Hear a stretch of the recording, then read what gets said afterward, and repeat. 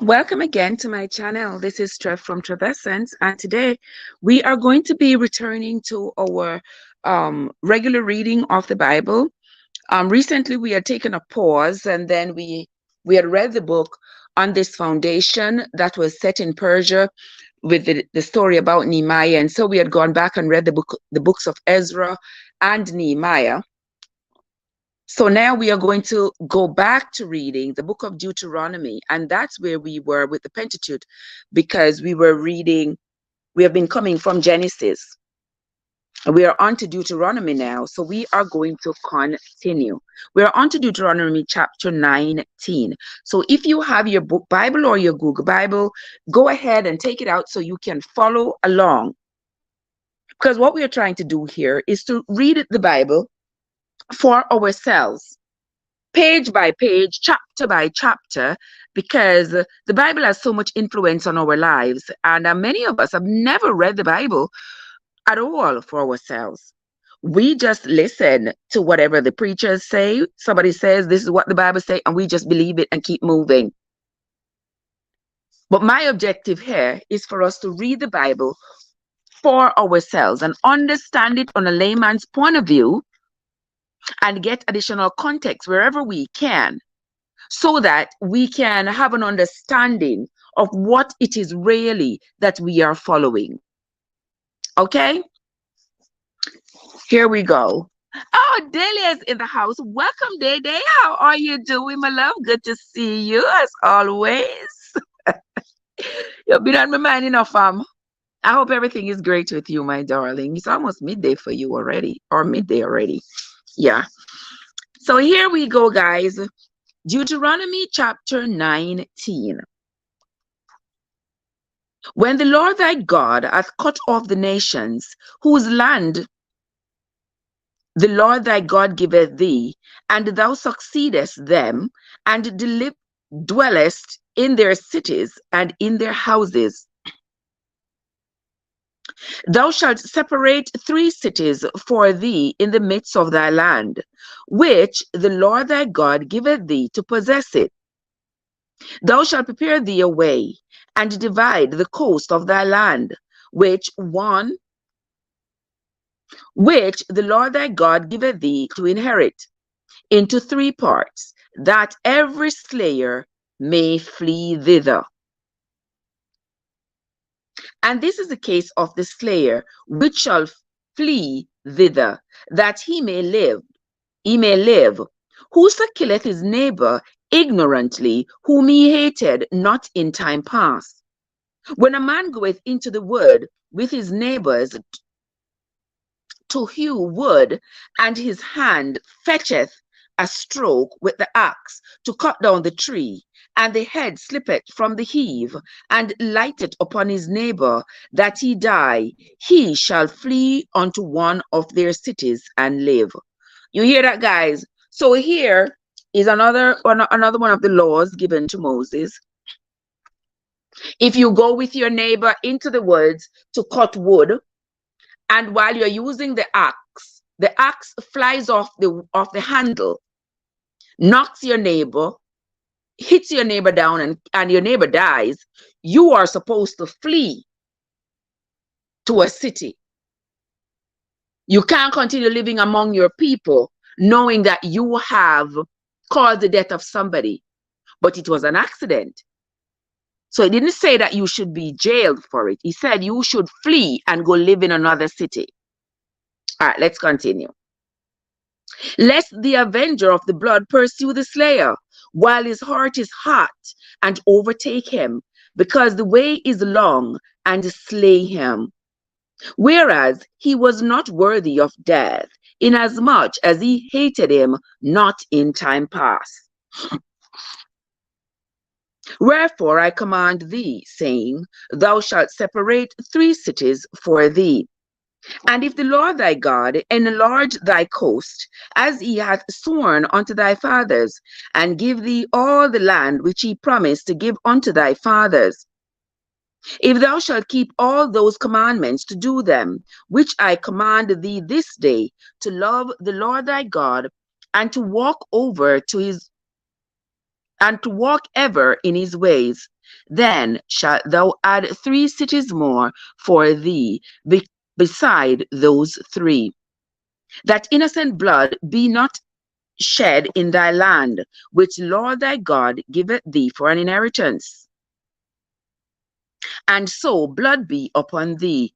But if any man hate his neighbor, and lie in wait for him, and rise up against him, and smite him mortally that he die, and fleeth into one of these cities, then the elders of his city shall send and fetch him thence, and deliver him into the hand of the avenger of blood, that he may die. Okay, so there you see there is the difference in the Bible. If you deliberately take the life of somebody because you hate them, so you deliberately take their life and you decide that you are going to run to that city for refuge, then the authorities should send to fetch you and bring you back to face the judgment. So there is a difference in those two circumstances. If it was an accident, then you are allowed to run. You're allowed to run and go reside in a city far, far away. Because imagine the family of the person who died at your hands accidentally, they're going to be angry. So while their anger is hot, you need to take yourself out of the equation. You need to run away, far, far away. And that is what the Bible is saying here. But if you deliberately take the life of somebody, you shall not escape the judgment. Verse 13. Then I shall not pity him, but thou shalt put away the guilt of innocent blood from Israel, that it may go well with thee. Thou shalt not remove thy neighbor's landmark, which they of old time have set in thine inheritance, which thou shalt inherit in the land that the Lord thy God giveth thee to possess it. One witness shall not rise up against a man for any iniquity, or for any sin, in any sin that he sinneth, at the mouth of 2 witnesses, or at the mouth of 3 witnesses, shall the matter be established. All right, let's read that again. One witness shall not rise up against a man for any iniquity, or for any sin, in any sin that he sinneth, at the mouth of 2 witnesses, or at the mouth of 3 witnesses, shall the matter be established. So you cannot have one source of evidence against somebody. You must have at least 2 or 3, or probably more, but not one. If a false witness rise up against any man to testify against him that which is wrong, then both the men between whom the controversy is shall stand before the Lord, before the priests and the judges, which shall be in those days. And the judges shall make diligent inquisition, and behold, if the witness be a false witness, and hath testified falsely against his brother, then shall he do unto him as he had thought to have done unto his brother. So shalt thou put the evil away from among you. You hear that? So if you have done something wrong, there shall be at least 2 or 3 persons witnessing against you in front of the judge. And the judge will ask you questions about what you saw, what you heard, and what you know.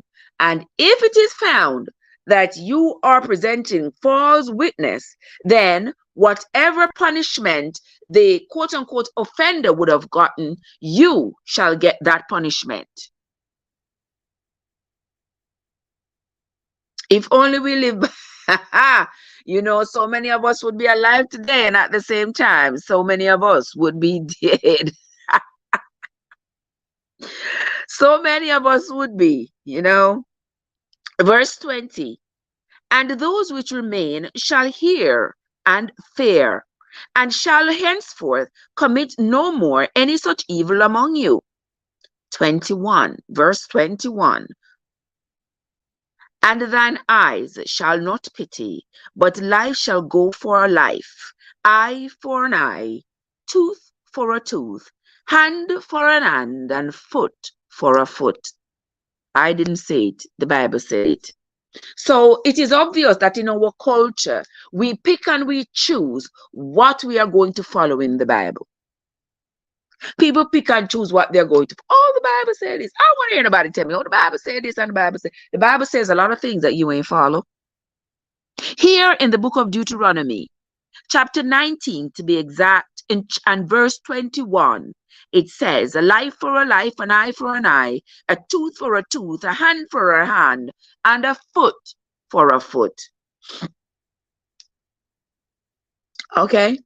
So I see sometimes people online get castrated just because they are the believers in this eye for an eye, tooth for a tooth.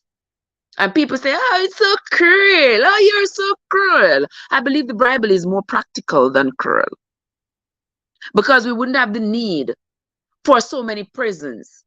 What I think is inhumane is holding somebody for 30 years after they had exhausted all their appeal efforts and have been found guilty of a heinous crime, but you hold them in prison for 30 years, feed them, clothe them, watch them grow old, watch the victims' family members die, heal, forget, forgive, and then you take that person to the execution table. That is where the cruelty comes in. Our lead, yes, they need to. Yes, Delia, they need to read it for themselves, because they themselves don't even know what they're following. Chapter 20, the book of Deuteronomy, guys. Let's move on to chapter 20. When thou goest out to battle against thine enemies, and seest, you know the Bible, I have to change this, seest and stuff. When thou goest out to battle against thine enemies, and see horses and chariots, and a people more than thou, be not afraid of them, for the Lord thy God is with thee, which brought thee up out of the land of Egypt. And it shall be, when ye are come nigh unto the battle, that the priest shall approach and speak unto the people, and shall say unto them, Hear, O Israel, he approach this day unto battle against thine enemies. Let not your hearts faint, fear not, and do not tremble, neither be ye terrified because of them. For the Lord your God is he that goeth with you, to fight for you against your enemies, to save you. And the officers shall speak unto the people, saying, What man is there that hath built a new house, and hath not dedicated it? Let him go and return to his house, lest he die in the battle, and another man dedicate it. And what man is he that hath planted a vineyard, and hath not yet eaten of it? Let him also go and return unto his house, lest he die in the battle, and another man eat of it. And what man is there that hath betrothed a wife, and hath not taken her? Let him go and return unto his house, lest he die in the battle, and another man take her. Guys, didn't we just read a story just like that? Remember Yitzhak, in the book that we just finished reading on this foundation, Yitzhak was betrothed to Chana, and then Yitzhak was killed, and now Chana ended up being married to Malchijah. So here in the Bible it's saying, if you are going to war and you are betrothed, that means you are engaged to be married. You need to go back home, not go to war, lest you die and you never get married. Another man end up marrying the woman to whom you are betrothed.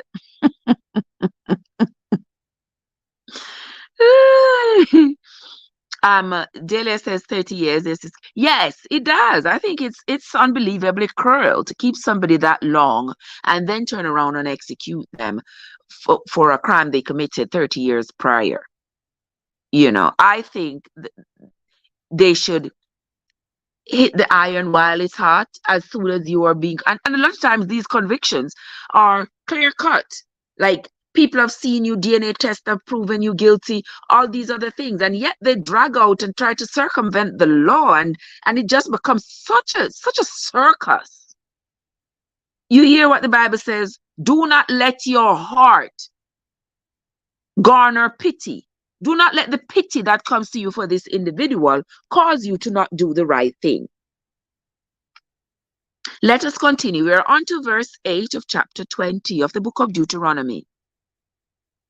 And the officers shall speak further unto the people, and they shall say, what man is there that is fearful and faint-hearted?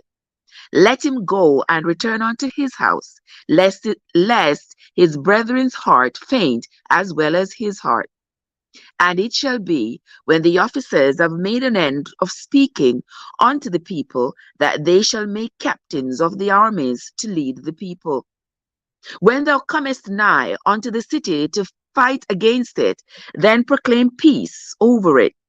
And it shall be, if it make the answer of peace, and open unto thee, then it shall be that all the people that is found therein shall be tributaries unto thee, and they shall serve thee.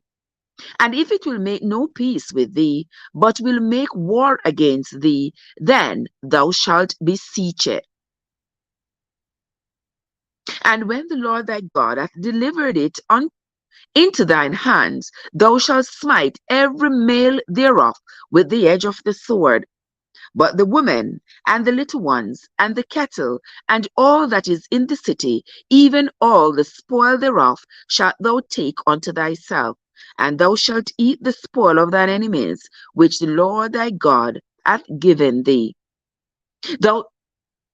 Thus shalt thou do unto all the cities which are very far off from thee, which are not of the cities of these nations, but of the cities of these people, which the Lord thy God doth give thee for an inheritance. Thou shalt save alive nothing that breatheth, but thou shalt utterly destroy them, namely the Hittites and the Amorites, the Canaanites and the Perizzites, the Hivites and the Jebusites, as the Lord thy God hath commanded thee. So guys, this is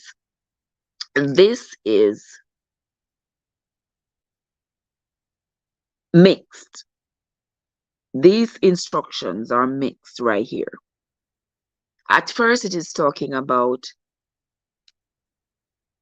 the way to enact justice between individuals if the circumstances had resulted in a death. Here, according to the Bible, the Jews, the Israelites, the children of Israel, are being sent out to fight against their enemies. Remember when we read the book on this foundation? These were the same people who lived around Jerusalem. The Hittites, the Amorites, the Canaanites, the Perizzites, the Hivites, the Jebusites. Those were the people who lived around Jerusalem. And after Nehemiah had rebuilt the wall, and the people had come back to establish their neighborhoods in Jerusalem, that did not stop the enemies from hating them, from wanting to destroy the city again. That didn't stop them. And so here they're getting instructions from the Lord saying, when the enemy rise up against you, when they all rise up against you, be not afraid. I will be with you. When you go into their city, do not spare any man. Only spare the women and the children. And when you are through with taking out all the men, take everything they own as well. So Does that make us understand more why there is such a big fight between Israel and Palestine all the time? All the time. And it's never going to stop? Yeah.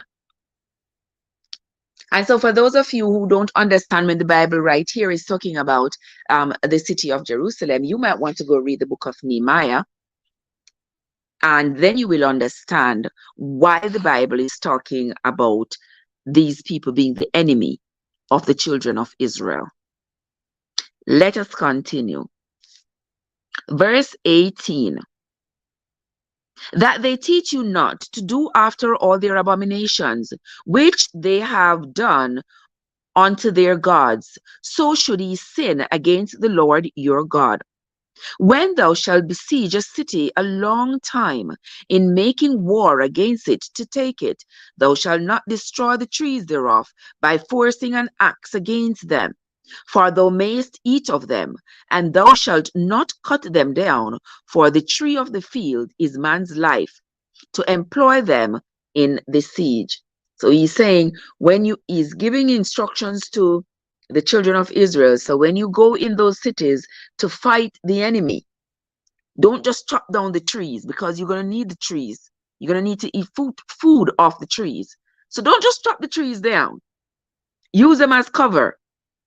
But then when you are going back to Jerusalem, take the women and children with you, and take everything that is of value with you as well. So here, the Jews are building up wealth. The children of Israel are building up wealth because of these wars. Because once they have slaughtered the enemy men, they will be taking all the gold and silver and whatever else they own. But the Bible is telling them, just don't cut down the trees. You can take everything else that can be moved, but don't cut the trees down. Let's move on to verse 20 of the book of Deuteronomy, chapter 20. Only the trees which thou knowest that they be not trees for meat, thou shalt destroy and cut them down. And thou shalt build bulwark against the city that maketh war with thee, until it be subdued. Yeah, so the trees that are not for food, those you can cut down, the cedar and the timber and the mahogany and all those trees that are not for food. They can cut those down and take them to build additional fortresses in Jerusalem. The Bible said it, not me. We are moving on to chapter 21 of the book of Deuteronomy. Yes, Joseph, we're stepping up.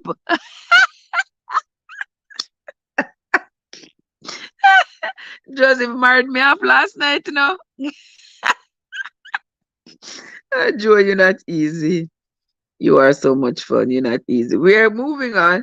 Welcome, my love. Happy Saturday morning to you. Happy Sabbath to you. We are moving on to we are reading the book of Deuteronomy. Let's move on to chapter 21.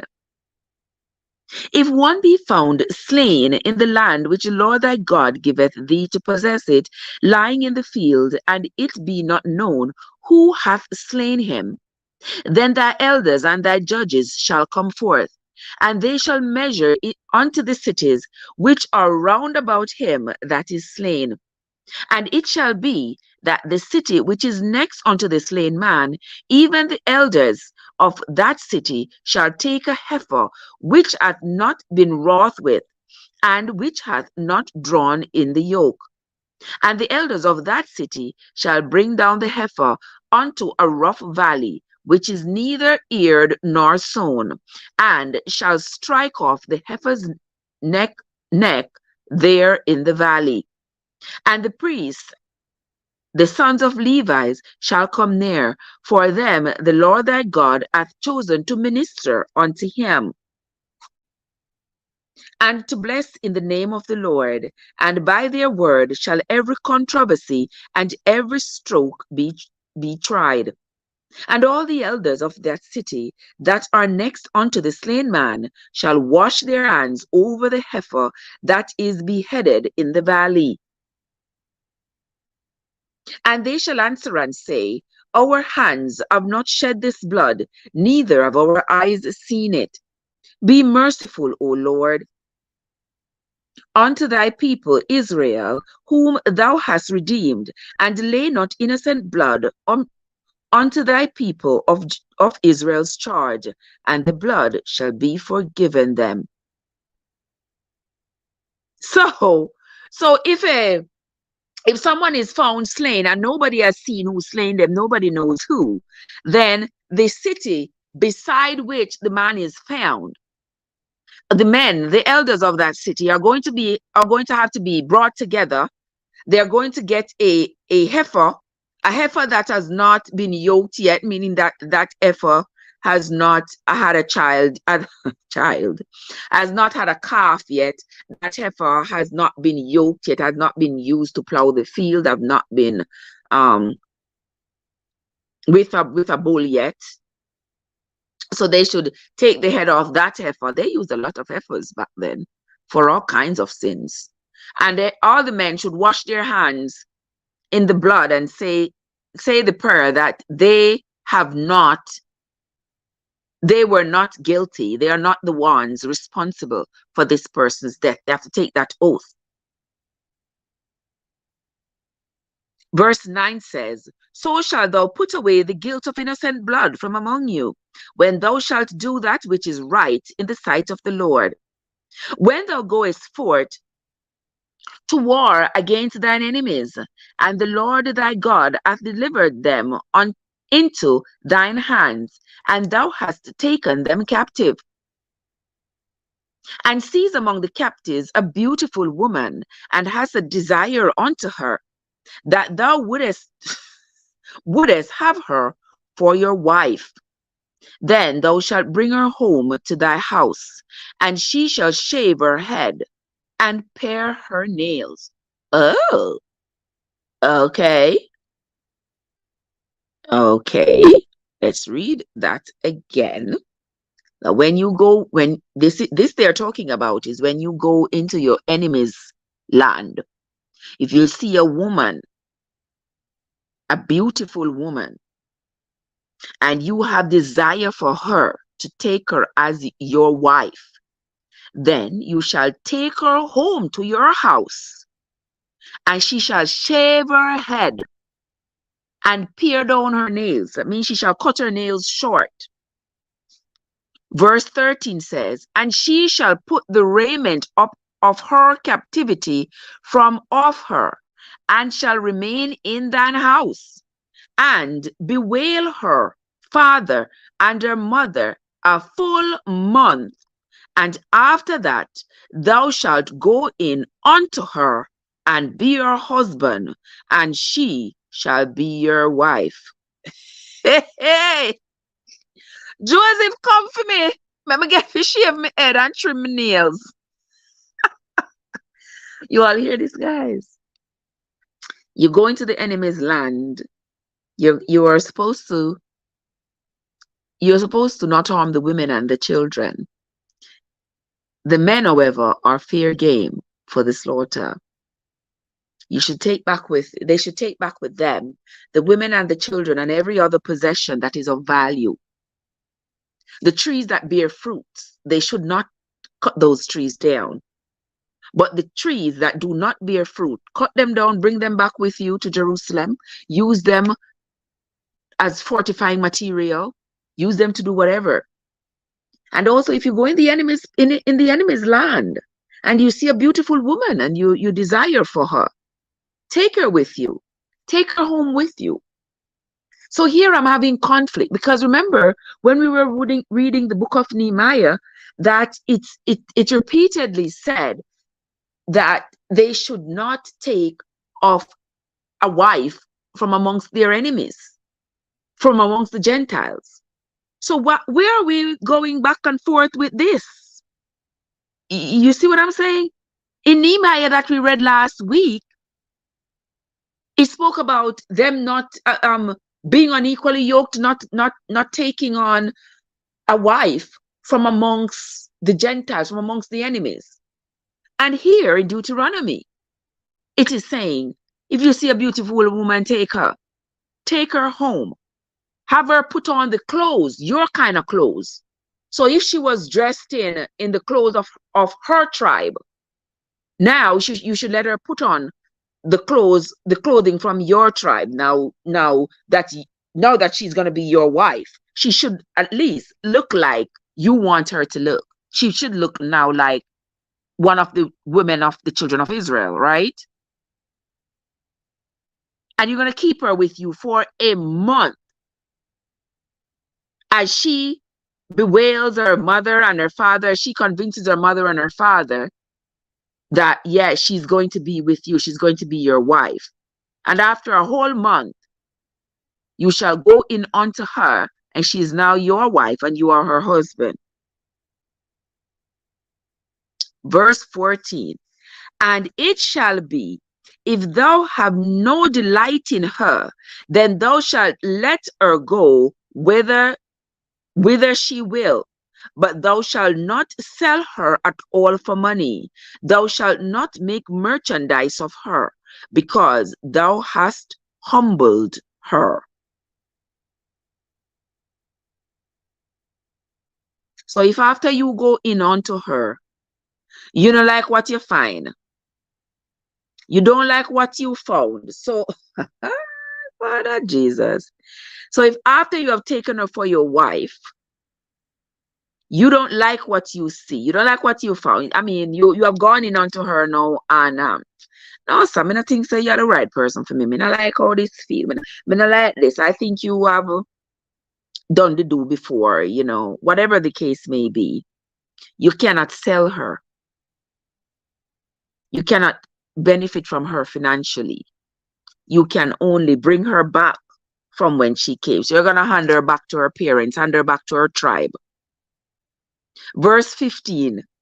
If a man have two wives, one beloved and another hated, and they have borne him children, both the beloved and the hated, and if the firstborn son be hers that was hated.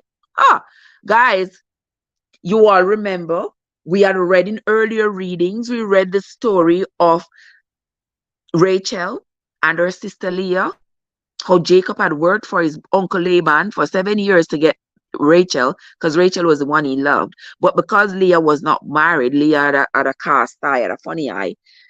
Leah was having a hard time finding a husband. Laban told Jacob he had to take Rachel, he had to take Leah first because Leah wasn't married, so Rachel couldn't be married. After Jacob married Leah, he had to work for Rachel another 7 years, but Leah was the one he didn't love, but she was the one who had his firstborn son. Now, here is what the Bible says about having two wives, one that you love and one that you hate. Verse 15 again.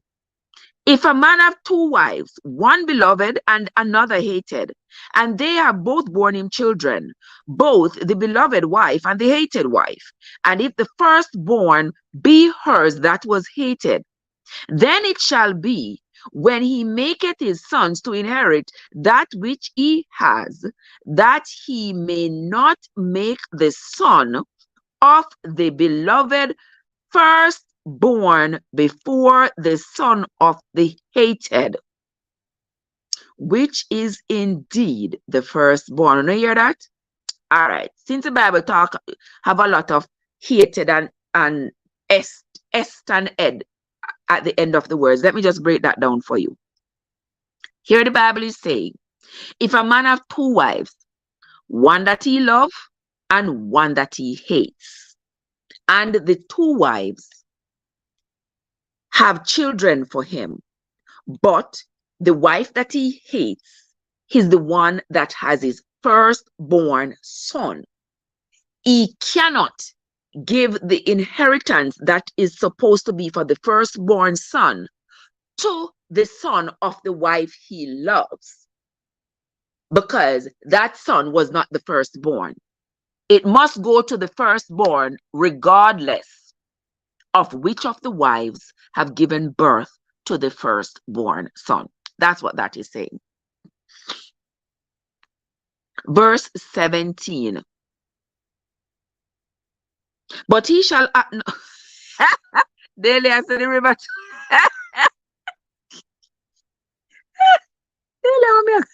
Daily as the river too deep and you can't swim. Let her go. Either you swim or you drown. Let's move to verse 17 of chapter 21 in the book of Deuteronomy. But he shall acknowledge the son of the hated for the firstborn by giving him a double portion of all that he has, for he is the beginning of his strength. The right of the firstborn is his.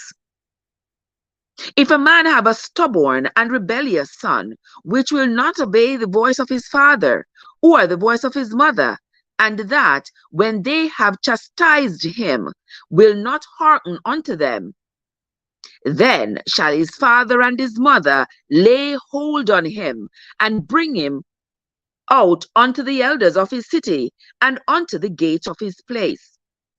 And they shall say unto the elders of his city, This our son is stubborn and rebellious.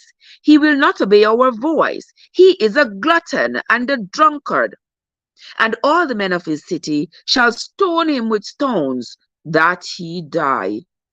So shalt thou put evil away from among you, and all Israel shall hear and fear. All right, you see that? The book is really built not today. Do you see what's happening today, Trev? In particularly, what are you talking about? Tell me. Here it says, if you have a son, he won't listen to you. You tell him do this, him do that. You tell him get up, get in life together. He don't want to. He's a drunkard. He's a glutton. He's all these things that you despise. You take him to the elders. Take him to the elders